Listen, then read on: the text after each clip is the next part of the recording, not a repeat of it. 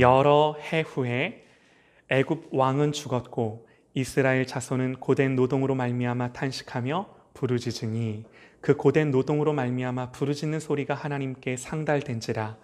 하나님이 그들의 고통 소리를 들으시고 하나님이 아브라함과 이삭과 야곱에게 세운 그의 언약을 기억하사 하나님이 이스라엘 자손을 돌보셨고 하나님이 그들을 기억하셨더라. 아멘. 아멘. 할렐루야. 아멘입니다. 아멘입니다. 다 저를 보시죠. 출애굽기 두 번째 시간, 하나님의 때, 하나님의 방법이라는 제목으로 우리 하나님의 말씀을 선포하겠습니다. 여러분, 하나님이 살아계시다는 것은 우리에게 무슨 일이 일어났느냐를 가지고 하나님의 살아계심의 여부가 판단되지 않습니다. 이게 무슨 말이냐면요.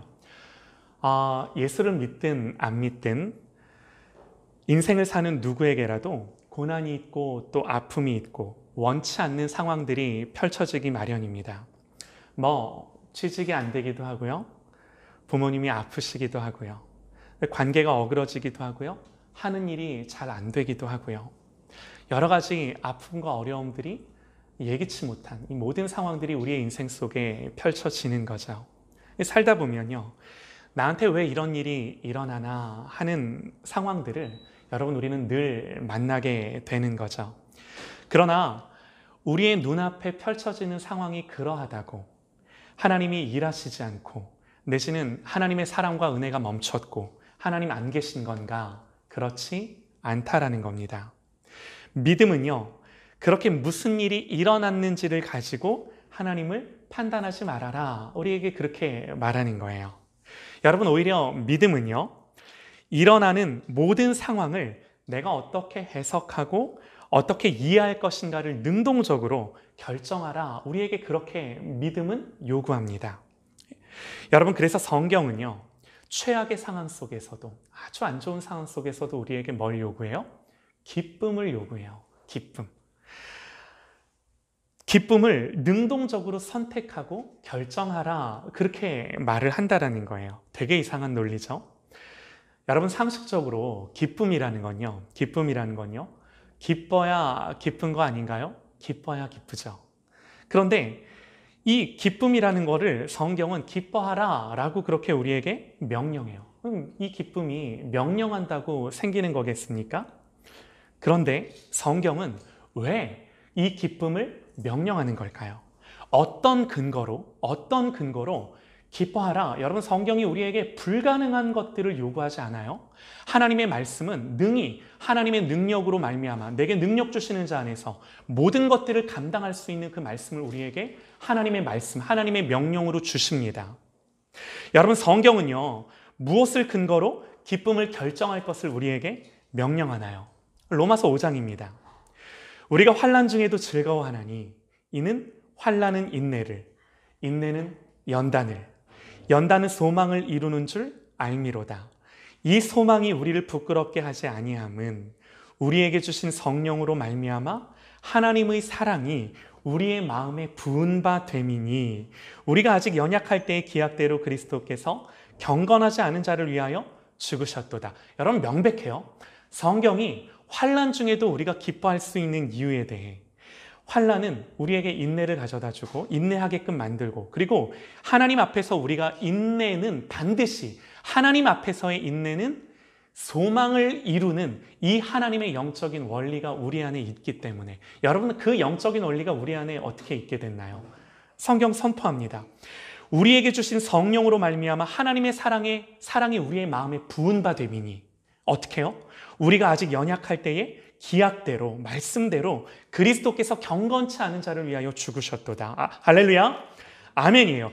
여러분, 다른 것이 아니라 이 복음의 진리, 성경이 일관되게 우리에게 늘 강조하는 게 뭔가요? 하나님이 너를 위해 무슨 일을 하셨는지, 여러분, 내가 하나님을 위해 무슨 일을 할 건지보다 더 중요한 것이 다른 것이 아니라 하나님이 도대체 나를 위해 무슨 일을 하셨는지, 그러므로 여러분, 하나님이 나에게 어떤 은혜를 주셨는지, 예수님이 죽으심으로 말미암아 우리에게 이루신 일이 뭔지, 도대체 너희들이 나의 죽음으로 너희들 안에서 이루어진 그 놀라운 구원이 뭔지, 성경은요, 한결같이 일관되게 늘 이것들을 우리에게 강조하며 잊지 말고 기억하라고. 여러분, 이걸 근거로, 이 복음의 진리를 근거로 하나님이 우리에게 말씀하시는 거예요. 얘들아, 내 백성들아, 내 자녀들아, 그러므로 너희는 항상 기뻐해라. 너희 앞에 펼쳐지는 일들, 그 상황들이 어떠하든 너희들이 그것들을 해석하고 판단하는 것들은 모든 것들이 다 기쁨이야. 나의 영광이야. 라고 성경이 우리에게 가르쳐 주는 거예요. 여러분, 어떤 일어나는 상황이 기쁜 게 아닙니다. 그건 하나도 안 기뻐요. 그러나 하나님이 나를 구원하셨고 그 구원은 나에게 닥친 상황이 어떠하든 흔들릴 수 없는 하나님의 구원이기에 여러분, 기뻐하기를 결정하는 거예요. 성경은요, 그것이 믿음이다 그럽니다. 믿음이다. 그리고 한 걸음 더 나아가서요, 보세요 여러분. 그 구원이, 우리가 얻은 구원, 우리가 받은 구원이 예수님의 보혈로 성취된 구원, 그러므로 말미암아 예수님이 다 이루셨다 말씀하신 것처럼 하나님 안에서는, 여러분, 우리는 이 현재를 살아가며 여전히 우리에게 이루어지는, 우리의 관점에서는 이루어진 구원이지만 하나님의 관점에서는 이 모든 것들이 다 우리에게 이미 이루어진, 우리는 이루어가는 구원이지만 하나님 안에서는 하나님 보시기에는 다 이룬 구원일진데, 여러분, 우리의 구원이 이미 완성된 구원이라면요, 설령, 여러분, 믿음은요, 설령 지금 나에게, 이 현재를 살아가는 나에게 느껴지는 것이 아무것도 없을지라도 하나님이 이루신 그 명백한 구원이기에 여전히 내 삶 속에, 내 가정 속에 하나님이 무슨 일을 하고 계시는지를 보는 것. 여러분, 믿음은 이걸 믿음이라고, 이 하나님의 일하심, 여전히 하나님의 은혜와 하나님의 사랑과 하나님의 말씀이 우리에게 이루어지는 그 모든 순간들임을 성경은 발견하라고, 그걸 보라고, 그걸 보는 게 믿음이라고 우리에게 그렇게 가르쳐 주는 거예요. 사랑하는 여러분, 이게 되면 모든 게 다 돌파돼요. 이 하나님의 일하심을 보면 모든 게 다 돌파되는 거예요. 그러므로 여러분, 우리의 믿음이라고 하는 것, 우리의 신앙이라고 하는 건요, 이 하나님의 말씀, 그리고 이 하나님의 말씀을 이루시기에 조금도 그 능력의 모자람이 없으시기에 지금도 여전히 내 느낌과는 상관없이, 내 판단과는 상관없이 내 삶 가운데 일하시는 하나님을 믿음으로 경험하는 것, 여기에 집중하는 것. 여러분, 이것이 우리의 신앙의 본분임을 믿으시기 바랍니다. 할렐루야, 아멘이에요. 이거보다 중요한 게 없어요. 이게 되면 다 되는 거예요. 근데 이게 안 되면 여러분, 아무리 상황과 환경이 좋다 하더라도 여러분, 하나님의 뜻이 그 안에서 이루어질 수가 없는 거죠. 여러분, 지난 시간에 좀 말씀을 드렸습니다. 출애굽기 1장에서 야곱의 가족들이 애굽에 내려갔을 때 요셉이 죽고 요셉을 알지 못하는 이 새 왕이 일어났을 때 저들은 노예로 전락하죠. 그러면서 노역은 더 힘들어지고 더 학대받고 급기야 사내 아이가 태어나면 다 강에 던져야 하는 이런 무서운 일들을 만나게 되는 거죠. 여러분, 이런 시대 가운데 하게 되는 질문이 뭐예요? 도대체 하나님 어디 계십니까? 도대체 하나님, 이 시대 가운데, 내지는 하나님, 나의 이런 삶 가운데 왜 아무 일도 하지 않으십니까? 라고 하는 질문이 언제든 우리에게서 나올 수 있는 거죠.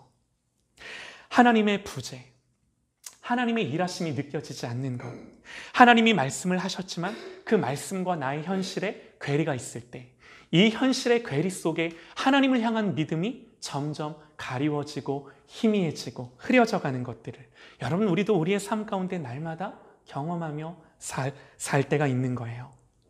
여러분, 이스라엘의 믿음이, 출애굽기는 이스라엘의 믿음이 이런 시험대 위에 있는 것들을 그 배경으로 시작을 합니다.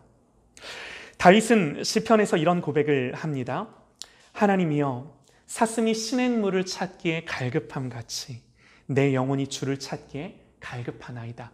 여러분, 다윗이 왜 하나님을 찾기에 사슴에 비유하며 목마른 사슴이 물을 찾기에 갈급함같이 내 영혼이 하나님을 찾기에 갈급하다라고 그렇게 고백을 할까요? 하나님의 부재를 느끼는 거예요. 지금 자기의 삶 가운데 자기의 펼쳐지는 상황과 현실들 속에 하나님을 경험할 수 없음을 너무나도 아파하며 안타까워하며 목마름과 갈망으로 하나님을 찾는다라고 다윗이 고백하는 거죠. 그러면서 말합니다. 내 영혼이 하나님 곧 살아계시는 하나님을 갈망하나니 내가 어느 때에 나아가서 하나님의 얼굴을 배울까? 사람들이 종일 내게 하는 말이 내 하나님이 어디 있느냐 하오니 내 눈물이 주야로 내 음식이 되도다. 하나님의 임재가 아닌 하나님의 부재를 느낄 때 이 다윗의 가장 큰 고통이었어요. 여러분, 우리도 마찬가지입니다. 여러분, 성경이 말하는, 성경이 우리에게 가르쳐주는 여러분 우리의 가장 큰 고통은요, 다른 것이 아니라 하나님의 부재예요. 하나님을 만날 수 없을 때, 그 하나님의 임재를 경험하지 못할 때, 하나님이 내 안에 안 계신 것 같을 때 답답하고 힘든 거죠. 그러나 여러분, 성경은 분명히 말씀합니다. 하나님의 사랑과 은혜는 결코 멈추지 않는다고. 하나님은 약속하셨고 그 약속하신 말씀을 반드시 우리의 때와 우리의 방법이 아닌 하나님의 때와 하나님의 방법으로 이루시고 성취하시는 하나님이심을, 하나님의 말씀과 우리의 삶에 괴리가 있다 하더라도 여러분, 그것은 하나님의 말씀에 능력이 없어서가 아니라 하나님이 아무 일도 하지 않아서가 아니라 하나님의 때 하나님의 방법으로 반드시 그 말씀을 이루시고 성취하시는 하나님이기에 우리는 우리의 모든 인생 속에서 이 하나님의 말씀에 더 집중하고 하나님의 방법, 하나님의 때에 대해 묵상하며 기다리며 인내하며 그것들을 분별해내는 것, 그러므로 내 삶 가운데 하나님을 향하여 믿음으로 고백하며 예배하는 것. 여러분, 우리의 삶 가운데 이거보다 더 중요한 게 없는 거예요. 여러분, 우리가 이거 못하면요, 우리의 마음은 자동적으로 뒤로 물러서고 우리의 생각은 하나님으로부터 멀어져 여러분, 하나님의 말씀이 우리에게 가려지는 거예요. 그러므로 이 믿음의 선한 싸움이 저와 여러분 가운데 늘 항상 모든 순간 싸워지시기를 간절히 원합니다. 아멘이에요. 아멘이에요. 여러분, 지난주에요, 출애굽기 1장에서 하나님이 어떻게 일하셨는가 기억나실 겁니다. 히브리 여인의 해산을 돕는 산파들, 상식적으로 이 산파들이 어떻게 이 파라오의 명을 거역할 수가 있겠습니까? 그런데 이 산파들이 바로의 명을 어기고 남자아이들을 살리죠. 그러면 성경이 뭐라고 말을 하나요? 왜 그랬는가? 성경이 뭐라고 말을 하는가? 그 이유에 대해 출애굽기 1장 20절, 21절을 보면요, 하나님이 그 산파들에게 은혜를 베푸시니 그 산파들은 하나님을 경외하였으므로, 하나님이 은혜를 베푸셔서 하나님 경외하는 마음을 그 산파들에게 주시고 그 마음을 따라 순종하게 하셔서 그 순종을 통해 하나님이 바로의 그 계획들을 부수시고 깨뜨려 나가심으로 하나님의 그 언약들을 이루시는 거죠. 하나님의 일들을 이루시는 거죠. 여러분, 바로에 비하면 이 산파들은 얼마나 미약합니까? 그러나 이 믿음이 있는 산파들을 통해, 저들의 순종을 통해, 하나님을 경외하는 그들의 마음을 통해 하나님은 바로의 계획들을 파하시고 무너뜨리시고 남자아이들을 살리심으로 말미암아 하나님의 계획들을 차질 없이 진행해 나가고 계심을 우리가 1장 말씀을 통해 살폈어요. 그리고 2장으로 넘어오면요, 여러분 보세요. 너무나 중요합니다. 하나님은요, 믿음과 순종을 통해서도 역사하시지만, 이 믿음과 순종을 통해서도 일하시지만, 믿음의 여부와는 상관없이 하나님을 경외하지도 않는 자들을 통해서 당신의 주권과 당신의 뜻을 펼쳐가시는 하나님을 우리는 이 장에서 보게 돼요. 바로의 공주가 모세를 살리죠. 우리 2장 5절과 6절을 보면요, 한번 눈으로 보시기 바랍니다. 2장 5절과 6절입니다. 바로의 딸이 목욕하러 나일강으로 내려오고 시녀들은 나일 강가를 거닐 때에 그가 갈대 사이의 상자를 보고 시녀를 보내어 가져다가 열고 그 아기를 보니 아기가 우는지라. 그가 그를 불쌍히 여겨 이르되 이는 히브리 사람의 아기로다. 보세요, 여러분. 바로의 공주가 하나님을 믿었을까요? 애굽에 얼마나 많은 신들이 있는데 이 노예들이 믿는 하나님을 바로의 공주가 드러나 봤겠습니까? 알지도 못했겠죠. 하나님은 그런 바로의 공주도 쓰셔서 당신의 계획을 펼쳐가시는데요. 히브리인의 아기, 그것도 남자 아기. 바로의 공주는요, 바로의 딸이죠. 자기 아버지가 온 나라에 내린 그 히브리인들의 아기들이 태어나면 죽이라는 그 명령을 바로의 딸이 몰랐을까요? 아니죠. 알았겠죠. 모를 리가 없죠. 그럼에도 우는 아기를 보고 불쌍하게 여기게 하시고 불쌍히 여기는 마음을 주셔서 건져내게 하시는 거죠. 우리가 말씀을 좀 더 깊이 보기를 원하는데요. 2장 1절부터 3절입니다.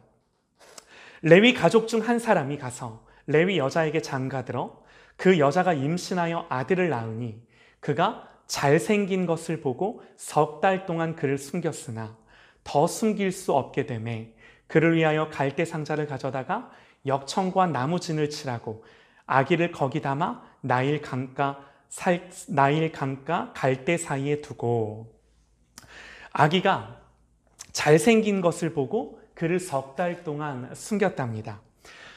여러분 보세요. 잘생긴 아기를 여러분들 본 적이 있으세요? 뭐 있을 수도 있겠죠. 그러나 저는요, 이제 막 태어난 아기가 잘생겼다고 느껴본 적이 없습니다. 우리 애들 빼고는요. 할렐루야. 이게 무슨 말이냐면요. 자기 새끼니까 이쁜 거예요. 여기서 여러분 잘생겼다는 건요. 정말 우리 표현 그대로 잘생겼다 그런 말이 아닙니다.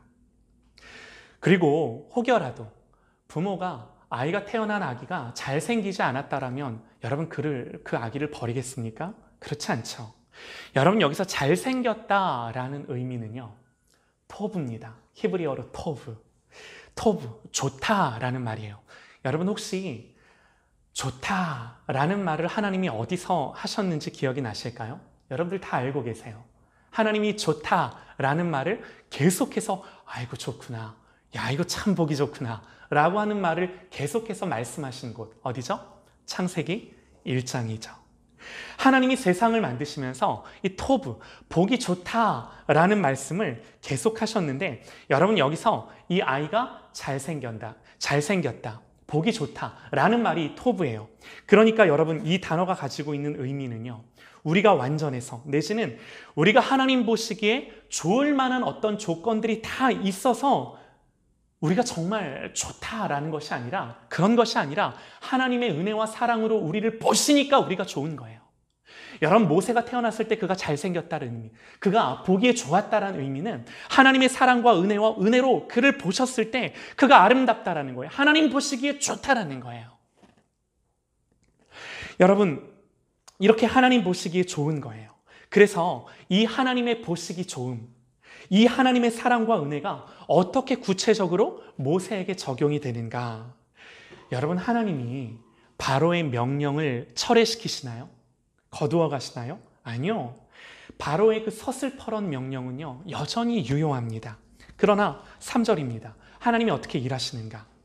그를 위하여 갈대 상자를 가져다가 역청과 나무진을 칠하고 아기를 거기 담아 나일 강가 갈대 사이에 두고 아기를요 갈대 상자에 담아 갈대 숲 그 강에 아이를 띄웁니다.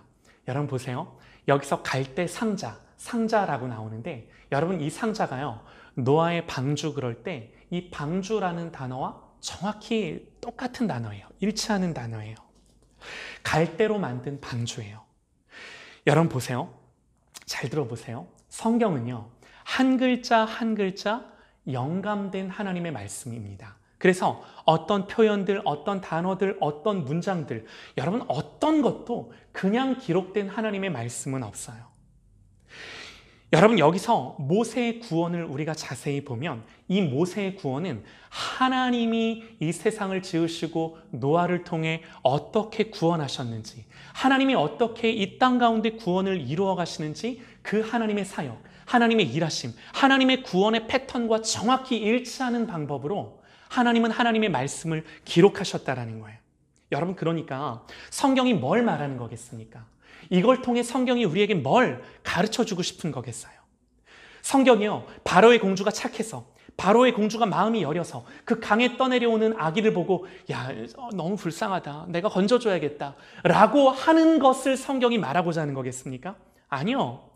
하나님의 주권과 통치입니다. 하나님의 구원입니다. 하나님의 구원의 방법으로 바로의 공주는 하나님을 알지도 못했고 하나님을 믿지도 않았지만 사랑하는 여러분, 하나님은 그 바로의 공주조차도 사용하셔서 하나님의 구원, 하나님의 통치, 이 하나님의 언약들을 이루어가고 계심을 오늘 말씀을 통해 우리에게 보여주시는 거예요. 이게 하나님의 말씀이에요. 내가 이런 하나님이다라고 하나님 말씀하시는 거예요. 하나님의 구원의 방법이 바로의 공주를 통해 그대로 적용이 되고 바로의 공주를 통해 이 하나님의 구원이 표현되고 있는 거예요. 여러분 나중에 이제 보면요, 바로도 마찬가지입니다. 바로의 공주는 착하기라도 했죠. 그런데 바로는요, 하나님을 대적하고 그 마음을 강팍하게 하여 하나님을 거스르고. 그러나 여러분, 하나님이 어떻게 일하세요? 이런 바로의 완고함조차도 쓰셔서 하나님의 영광을 나타내세요. 하나님의 영광을 나타내세요. 여러분, 우리가 말씀을 조금만 더 볼게요. 1장 5절입니다. 오늘 우리가 읽은 배경을 이 말씀의 맥락 속에 우리가 좀 보고 싶은데요. 1장 5절 말씀이요.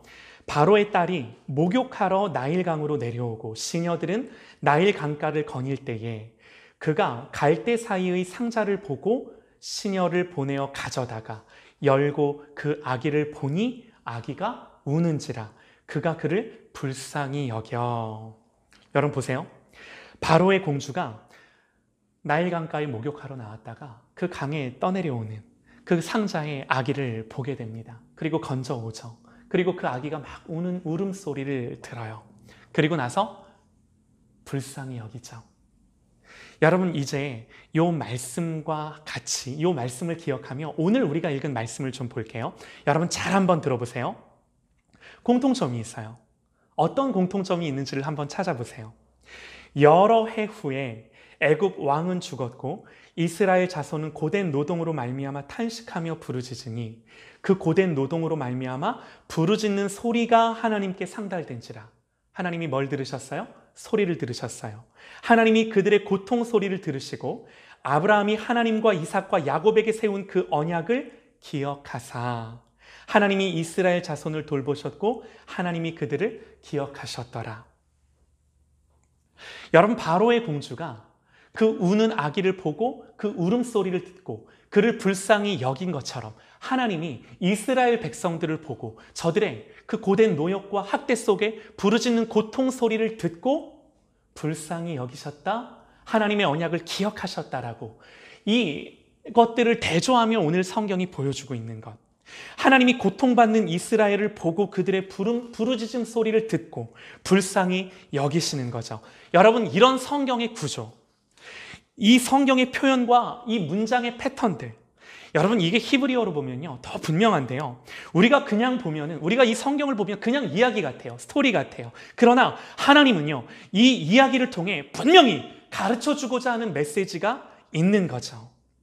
하나님은요 하나님을 경외하는 산파들을 통해 저들의 믿음과 순종을 통해서도 일하셨지만 믿음이 없는 바로의 공주를 통해서도 하나님의 그 일하심을 정확히 그 바로의 공주를 통해 투영하시고 나타내시고 저를 통하여 하나님의 일하심을 오늘 말씀에 기록하여 우리에게 보이시며 심지어는 마음이 강팍하여 하나님을 대적하는 바로를 통해서도 하나님의 영광을 드러내시며 나타내시는 도구로 하나님이 쓰실진데, 여러분 성경이 우리에게 가르쳐주는 메시지가 뭐예요? 여호와 하나님의 일하심, 하나님의 그 성취하심, 말씀을 이루심, 그 언약대로 하심에는 사랑하는 여러분 능력이 모자람이 없으시고 그 모든 것들을 통하여 다 하나님의 계획, 그 하나님의 영광을 위하여, 우리의 구원을 위하여 하나님이 일하시며 역사하시는 하나님이심을 여러분 말씀이 우리에게 가르쳐주고 있는 거예요. 아멘입니다. 모세를 강에 띄우고 미리암이죠. 미리암, 모세의 누나인데요. 그 아기를 막 쫓아갑니다. 아기를 보고 있다가 바로의 공주가 자기 동생을 발견하는 걸 보는 거죠. 2장 7절부터요. 이렇게 기록을 합니다. 그의 누이가 바로의 딸에게 이르되 내가 가서 당신을 위하여 히브리 여인 중에서 유모를 불러다가 그 아기에게 젖을 먹이게 하리이까? 바로의 딸이 그에게 이르되 가라 하매 그 소녀가 가서 그 아기의 어머니를 불러오니 바로의 딸이 그에게 이르되 이 아기를 데려다가 나를 위하여 젖을 먹이라. 내가 그 싹을 주리라. 여인이 아기를 데려다가 젖을 먹이더니, 여러분 여기서 젖 먹이는 이 여인이 누굽니까? 모세의 엄마 요게벳이죠. 여러분 요게벳이 모세를 기르는데 놀랍습니다. 이 아기를 데려다가 나를 위하여 젖을 먹이라. 내가 그 싹을 주리라. 그러니까 여러분, 그 당시 이스라엘 백성들이 노예로 살아가는 그 얼마나 고되고 팍팍한 삶이었겠습니까? 이 아이를 낳고 그 아이를 양육하는데 공주로부터 양육비를 지원받고 이제부터 모세를 기르기 시작하는 거예요. 그래서 성경은 이렇게 기록을 합니다. 그 아기가 자라매 바로의 딸에게로 데려가니 그가 그의 아들이 되니라.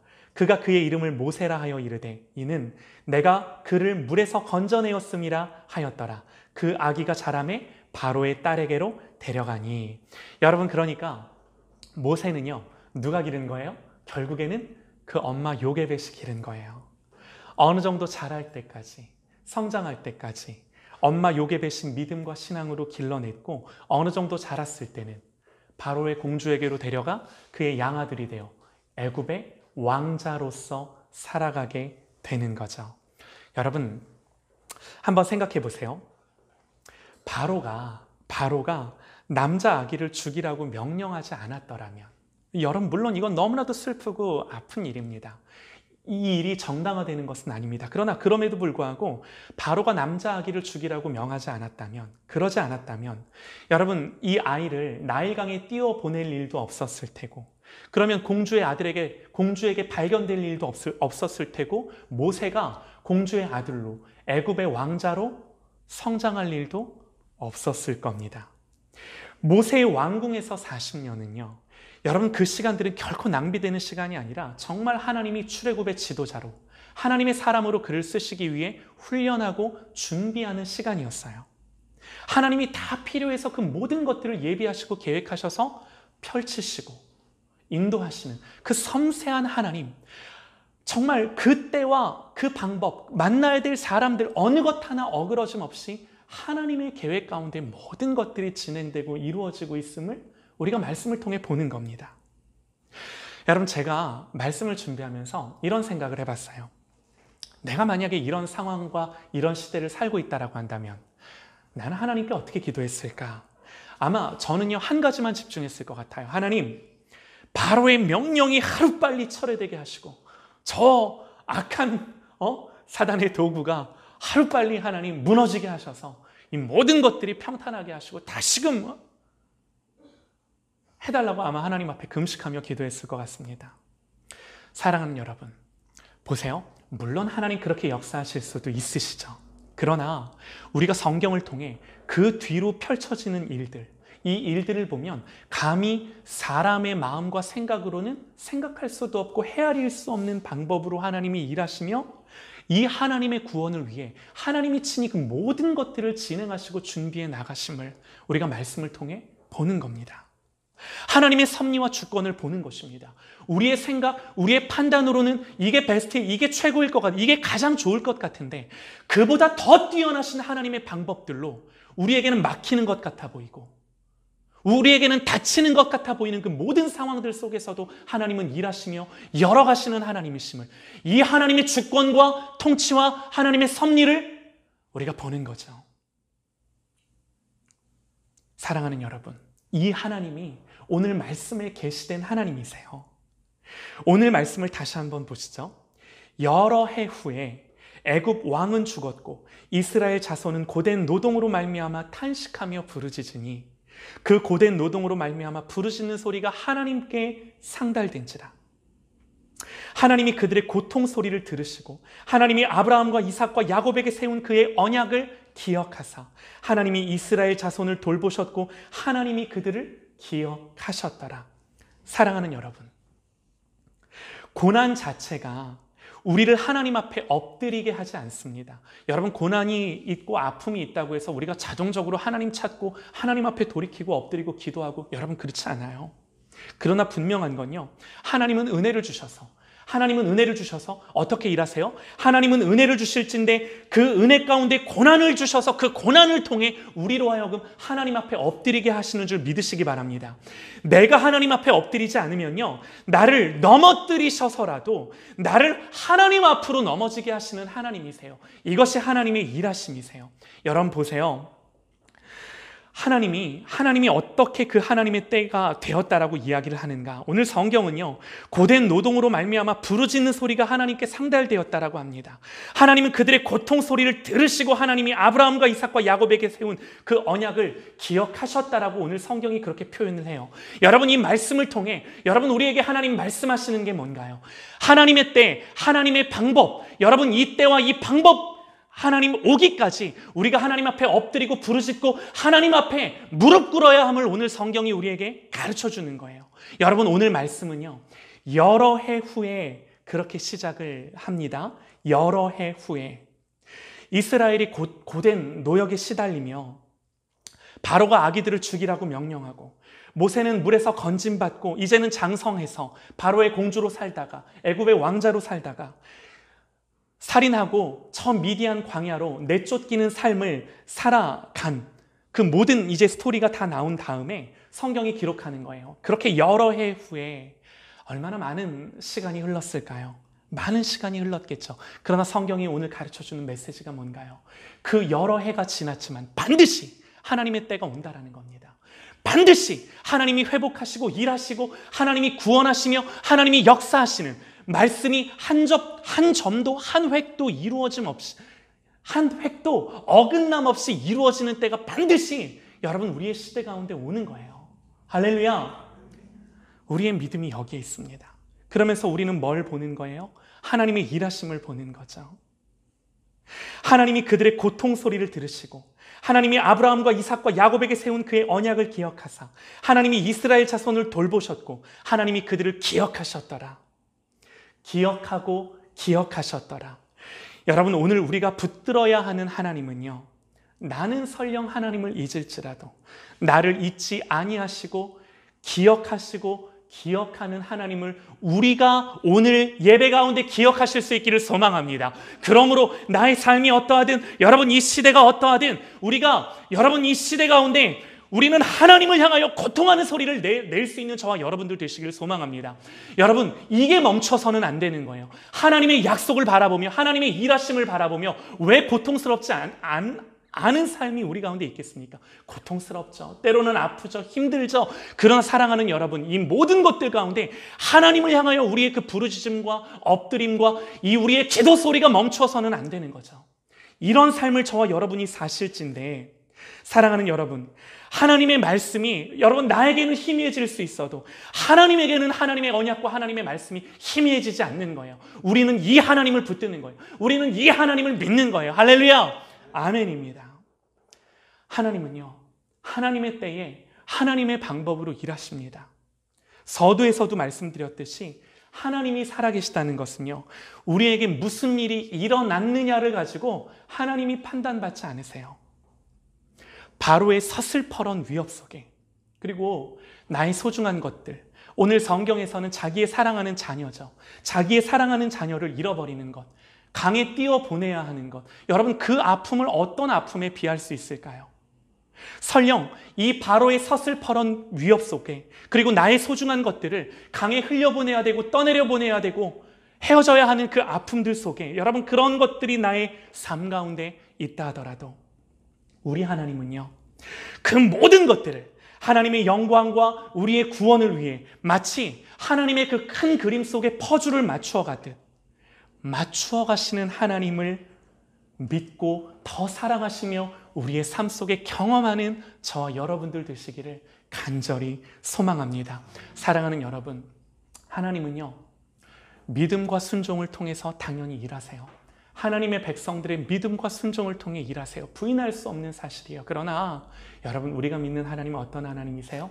하나님 모르는 자들 내지는 하나님을 향하여 거역하며 대적하는 자들까지도 사용하셔서 하나님의 영광을 위하여 일하시는 하나님이세요. 여러분, 우리 하나님이 실패하실까요?